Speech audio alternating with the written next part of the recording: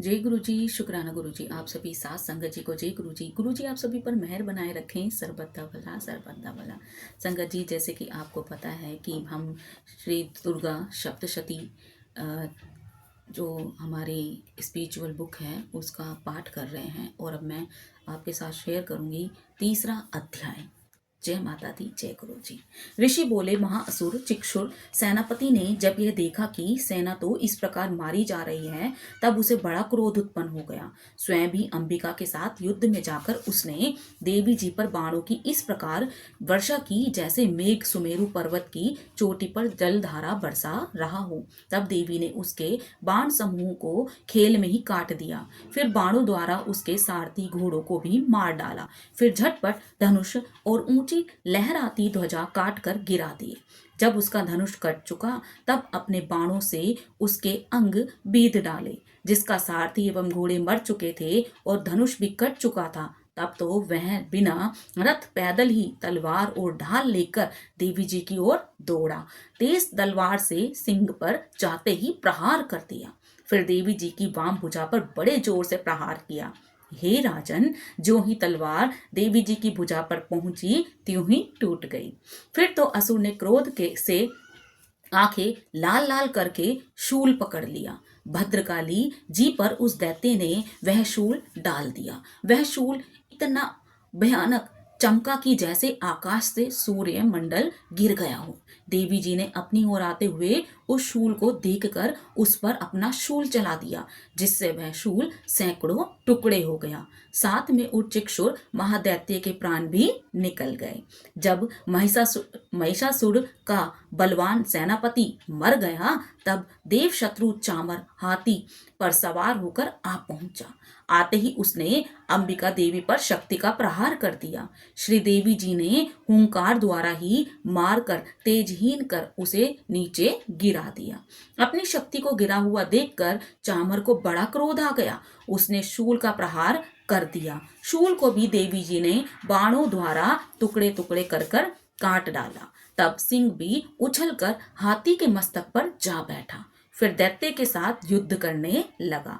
वे दोनों परस्पर लड़ते लड़ते उस हाथी से नीचे पृथ्वी पर आ गए। भयंकर प्रहारों से परस्पर युद्ध करने लगे। तब बड़े वेग वेग से सिंह ऊपर को उछला। ऊपर आकाश से नीचे की ओर गिरते गिरते पंजों के प्रहार से चामर दैत्य का सिर धड़ से पृथक कर डाला। दोनों ने देवी ने शिला एवं वृक्ष आदि से उग्र में युद्ध में उग्र को मार डाला। फिर कराल को भी दंत मुक्का एवं प्रहारों थप्पड़ों के प्रहारों द्वारा मार गिराया। क्रोधपूर्ण देवी ने गदा की चोटों से उद्धृत का चूरा चूरा कर डाला। भिंदीपाल शस्त्र द्वारा, वाशकल तथा बाणों द्वारा अंधक एवं ताम्र को यम धाम शीघ्र भेज दिया। त्रिनेत्र धारिणी परमेश्वरी ने उग्राश्रय उग्र वीर्य महाहनु नाम के दैत्यों को त्रिशूल मार दिया। तलवार से बिडाल का सिर धड़ से अलग कर दिया। दुंदुर दुर्मुख इन दोनों को बाणों द्वारा यमपुरी पहुंचा दिया। इस प्रकार अपनी सेना का नाश होते देखकर भैंसे का रूप बनाकर महिषासुर उन गणों को डराने लगा। कुछ एक गणों पर खुरों से प्रहार करने लगा। किन्हीं को पूंछ से तोड़ा और दूसरों को सींगों से फाड़ डाला। कुछ एक को वेग द्वारा, दूसरे को सिंहनाद द्वारा, घूमने से अन्यों को श्वास वायु द्वारा पृथ्वी पर गिराया। इस प्रकार गण सेना को गिरा कर वह महिष सिंह की ओर झपटा। ज्यों ही सिंह को मारने लगा, जगदम्बिका को बड़ा क्रोध आ गया। उधर महाप्रकर्मी महिष भी क्रोध से पृथ्वी तल को अपने खुरों से खोदने लगा।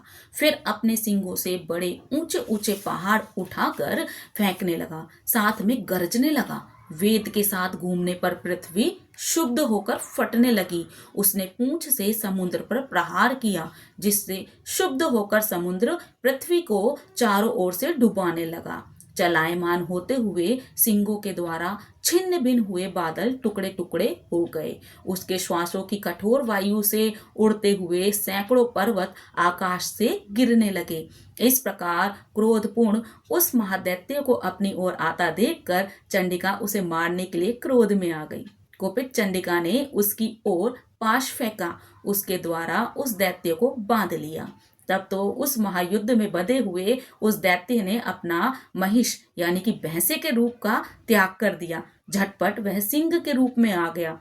त्यों ही चंडिका उसका सिर काटने लगी, तब तो वह तलवार हाथ में लिए पुरुष दिखाई देने लगा। तब शीघ्रता से तलवार ढाल वाले उस पुरुष को अपने बाणों से देवी ने बीत डाला। तब वह एक बड़ा हाथी हो आया, अपने सूंड से उस महान सिंह को खींचा और गरजने लगा। उसके गरजते समय अपनी खग के द्वारा देवी ने उसके सूंड को काट दिया। फिर वह महादैत्य भैंसे के रूप में आ गया। इस प्रकार चराचर त्रिलोकी को सताने लगा। उस समय जगदम्बा चंडिका क्रोध में आकर फिर उत्तम मधुपान करने लगी, लाल लाल नेत्र करके हंसने लगी। वह दैत्य भी पराक्रम के मद में होकर गरजने लगा, अपने सिंगों से उठा उठाकर पहाड़ देवी की ओर फेंकने लगा। देवी जी ने भी अपने बाणों के समूह से उसके फेंके हुए पहाड़ों को, पर्वतों को चूर चूर कर दिया। तब सुरापान के मद के कारण लाल लाल मुख वाली चंडिका जी ने कुछ अस्त व्यस्त शब्दों में कहा। देवी जी बोली, हे मूढ़, जब तक मैं मधुपान कर लूं तब तक तू क्षण भर के लिए गरज ले। मेरे द्वारा संग्राम भूमि में तेरा वध हो जाने पर तो शीघ्र ही देवता भी गरजने लगेंगे। ऋषि बोले। इस प्रकार कहकर देवी जी उड़कर उस महादैत्य पर चढ़ गई। पांव से दबाकर दैत्य के कंठ पर त्रिशूल से आघात किया। देवी के पांव से दबे हुए उस दैत्य ने अपने मुख से बाहर निकलने का प्रयत्न दूसरे रूप से किया। अभी आधा ही निकला था कि देवी जी ने अपने पराक्रम द्वारा वहीं उसे रोक लिया। आधा निकलकर भी उस दैत्य ने युद्ध करना आरंभ किया कि तब देवी जी ने अपनी तीखी तलवार से उसका सिर काटकर नीचे गिरा दिया। दैत्य सेना हाहाकार करने लगी। तब उस सारी सेना का भी देवी जी ने नाश कर दिया। सभी देवता अत्यंत प्रसन्न हुए। दिव्य महर्षियों के साथ देवता लोगों ने उस देवी की स्तुतियां की। गंधर्वराज गायन करने लगे और अप्सराएं नाचने लगी। इति तीसरा अध्याय समाप्त। जयकारा शेर वाली दा बोल साचे दरबार की जय। माई मेरी जगदियां जोता वाली माता तेरी सदा ही जय। संगत जी चौथा अध्याय स्टार्ट करेंगे। चौथा अध्याय प्रारंभ। ऋषि बोले, अत्यंत पराक्रमी उस दुरात्मा महिष के एवं उसकी सेना के द्वारा देवी द्वारा मारे जाने पर इंद्रादिक देवतागण अपनी वाणियों द्वारा देवी जी की स्तुति करने लगे। जिस देवी जी ने अपनी शक्ति से सारे जगत को व्याप्त कर लिया है, जिसका स्वरूप सभी देवताओं को की शक्तियों का समूह है, सभी देवता एवं महर्षि जिनकी पूजा करते हैं, उस अंबिका देवी को हम प्रणाम करते हैं। वही देवी हमारा मंगल करें।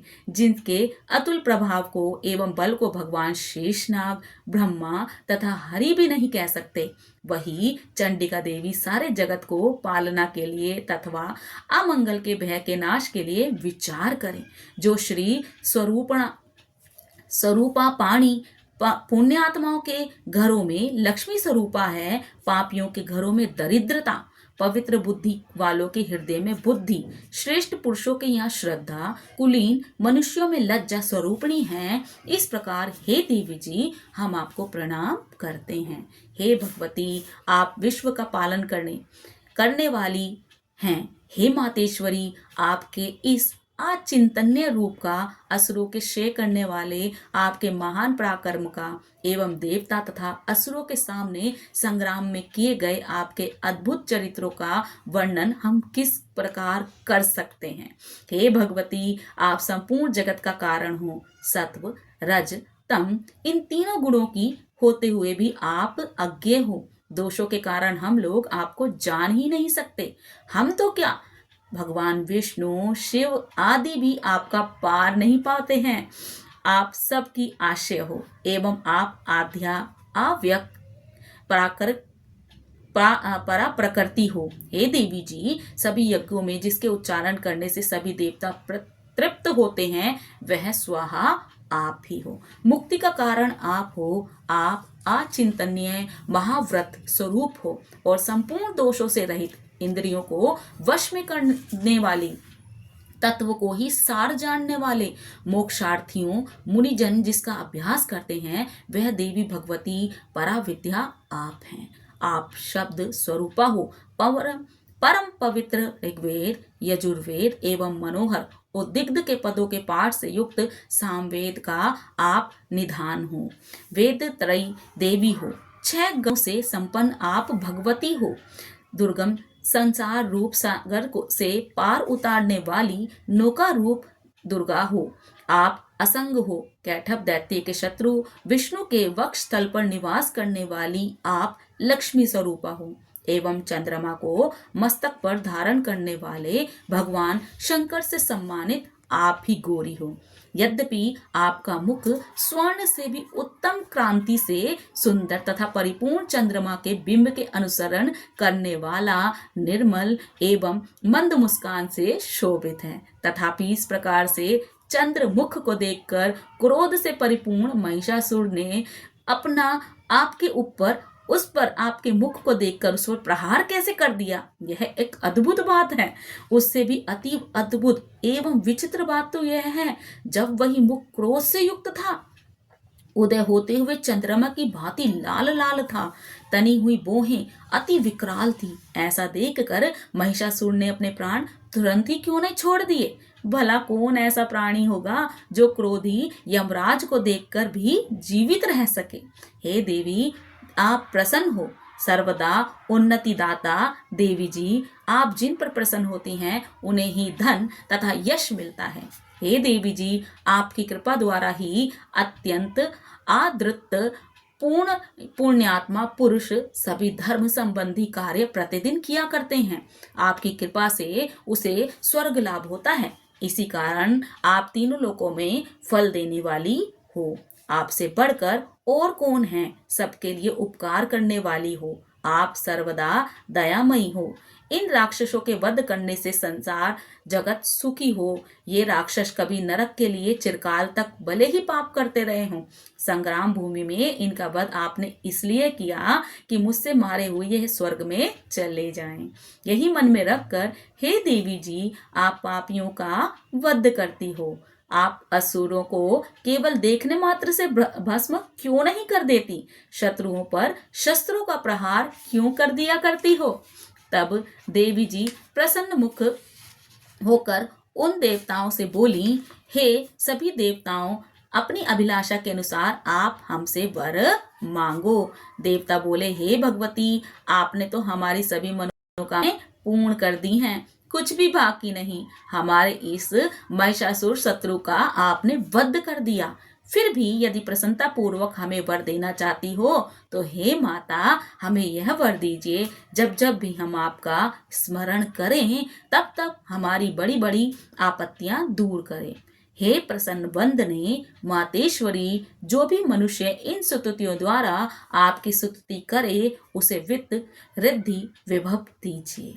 हे अंबिके, हम पर सदा प्रसन्न रहिए। ऋषि बोले, राजन, जब देवताओं ने अपने तथा जगत के कल्याण के लिए इस प्रकार वर मांगा, तब उन्हें तथास्तु कहकर भद्रकाली अंतर्ध्यान हो गई। हे राजन, पूर्व काल में तीनों लोगों का हित चाहने वाली देवी का देवताओं के शरीर से जैसे प्राकट्य हुआ, वह सारी कथा मैंने तुम्हें कह सुनाई है। इति चौथा अध्याय समाप्त। जयकारा शेरावाली दा, बोल साचे दरबार की जय। माई मेरी जगदियां जोता वाली माता, तेरी सदा ही जय। संगत जी, मैं आज अपनी वाणी को यहीं विराम दूंगी। जयकारा शेरावाली दा। जय जय गुरु जी, शुक्राना गुरु जी, जय जय गुरु जी।